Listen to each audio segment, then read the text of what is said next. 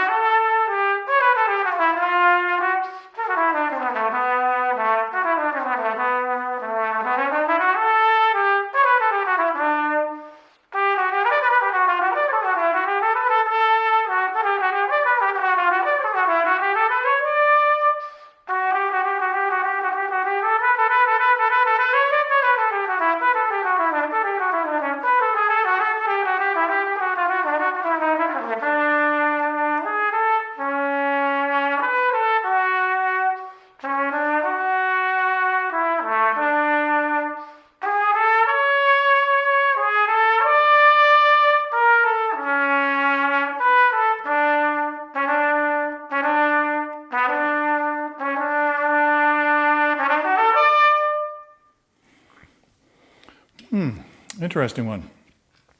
Now, as a trumpet player, I'm sure that you've experienced, as we all have, you're going along, minding your own business, trying to make some music, and then something feels awkward or off, or you notice that this note's out of tune, or that's not quite right. And that's part of what you might call staying in balance.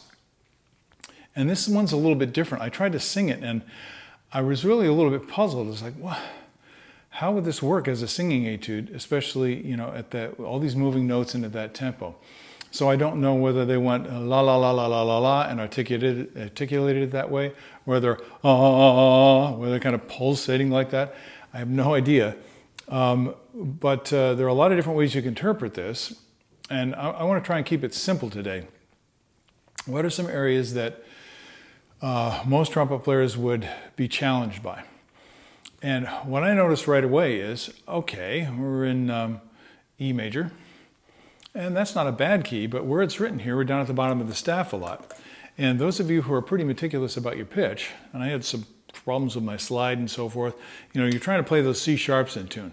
And that can become like, dang, got to get that C sharp in tune, until you're not really concentrating on the basic sound production or the flow of the music of the piece. So all those physical details have to be kind of calmed down and worked out until they're trustworthy. Now, I don't think I gave you a particularly good rendition, but I'll go back and play some spots, and we'll see what we can discover. Now, the first thing is I'm going to go to when the notes start moving faster. The part right before, I guess it's bar 29, the 16th note's in bar 29. So I'm going to play that slowly.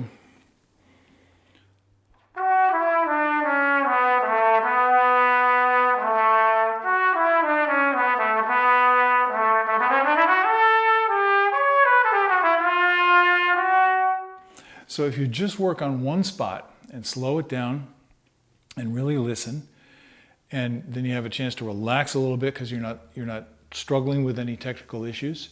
Then you can hear the qualities of the sound, you can hear whether the notes are connected, you can hear the pitch levels. So I want to give you an option today, and this might be a little bit challenging for some of you, but this is worthwhile trying. Most of us know, who have been properly trained, that you can't play a C-sharp D-flat on a trumpet without using the third valve slide extended, because the note's simply not in tune. When they built the trumpet, they put 7 trumpets in one, and there had to be some compromises in terms of the acoustics. So that note is out of tune. Now, it's a good exercise. Start this. Play the notes where they actually are on the trumpet.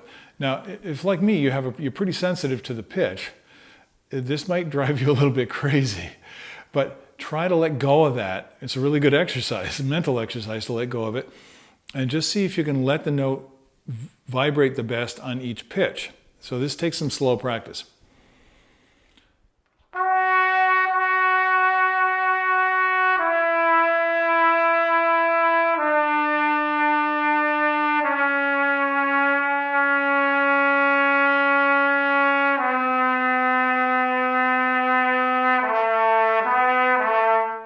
Ooh, that's ugly. When you play in an orchestra, you get so used to being pretty meticulous about where you put the notes that, in terms of pitch, that when you hear something that's out, it can be a huge distraction. But I'm going to suggest to you to try something to correct that. Now, we know how to use the slide, but in this case, you're going dee-da-da-dee, so you have the D sharp and then the C sharp, so you can't have the slide out on the D sharp, but you need it back on the C sharp. And that makes for a little bit of choreography, timing in terms of the way the slide moves. And that can be a little bit challenging. Now, that should be a skill everybody's working on. But just as I mentioned in one of the Clark technical studies episodes, there are ways to do this that don't require you to use the slide. And if you learn how to do that, when you have fast-moving notes like this, it can actually sound pretty good and be less awkward than trying to use the slide. So I'm not telling you you should do this. I'm telling you you can learn something by trying to do it. That's the whole point. So I'm going to go down and play the notes in tune. And these are going to be approximately in tune. I'm going to try and play it so that it sounds basically in tune without using the slide.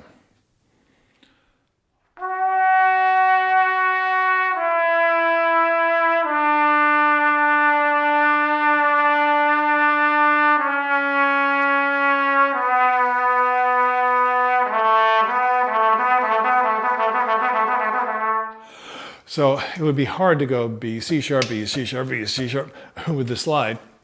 So it's very useful to be able to go back and forth between those notes, or to play the notes that are out of tune, no matter where they are in the range or what the situation is, as close to in tune as possible. So I'll give you some hints in case you haven't figured this out for yourself already. It takes a couple of main things in order to be able to do that. You have to have the vibrating part of your lip, or the opening where the air goes through and your lip is actually oscillating in the airstream, needs to be very supple. And if it's not, you're going to have trouble playing a note that's out of tune that much, close to the pitch. You have to have supple chops in order to do that.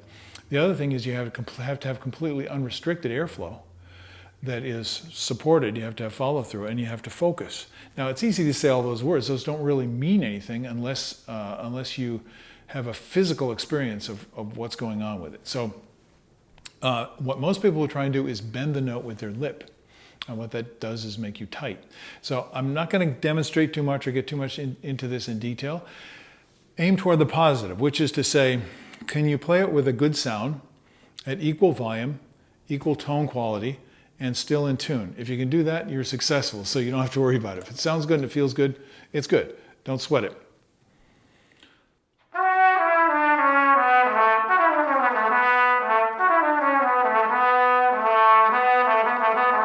So that's with the slide, a little bit. I'm going to not use the slide.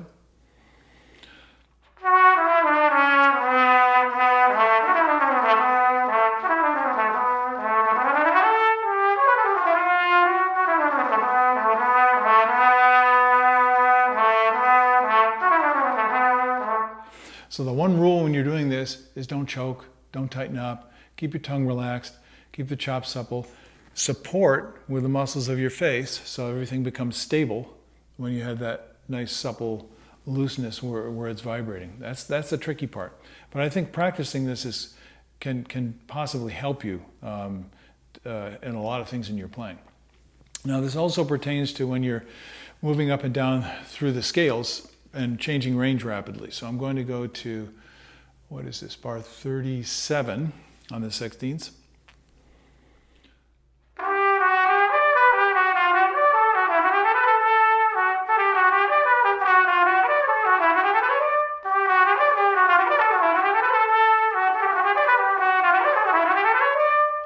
Now, anytime you have moving notes, if they're in a scale, it's a little bit easier to do for most people because there's not much a feeling of space in between the notes. But if you have notes that are leaping, that are moving around a lot, bigger intervals, it can be much more difficult. So your goal here is, can I keep it just as smooth as if I were playing a simple scale pattern? And you have to notice whether your body's telling you that or not. Most people are actually trying to grab each note with their lip, especially if there's a big interval going up and down. So the smoother you can make it,